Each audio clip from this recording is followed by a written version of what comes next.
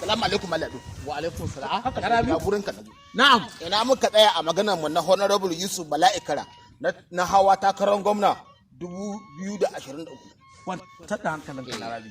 Ai yanzu nan da ka sakon Honorable Yusuf Bala'ikara nake. Domin ko ya ce a gaya ma al'ummar jihar Kaduna da na Najeriya ga baki ɗaya da sauran kasashen duniya. Ya amince kenan. Tsaya mana. Ya tsaya kenan. A'a, kwantar da hankalinka. Ya tsaya ne. Kwantar da hankalinka na Rabi. Ka san shi Honorable Bala'ikara ya fi damuwa da damuwan al'umma akan damuwan shi.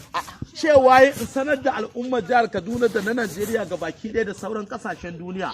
Cewa yana taya su murna na zuwan babban sallah da fatan za a yi cikin koshin lafiya kuma a gama cikin koshin lafiya. Na ce amin summa amin. Amin summa amin. Wanne ya damu da jama'a ke? Wannan magana a da kasashe gaba ɗaya duka ya damu da su. Duka ya ce a taya su barka da sallah. Zuwan babban sallah. To abin nake so da kai. Na'am. Ni yanzu ba zan baka sako ba. Za ka je bi ka. Saboda in karɓo ragona. Ragon sallah. Ai ya saba rabo. Mutumin da lokacin da ya dan majalisar wakilai ya raba motoci na hawa da na haya domin ya taimaki al'umma.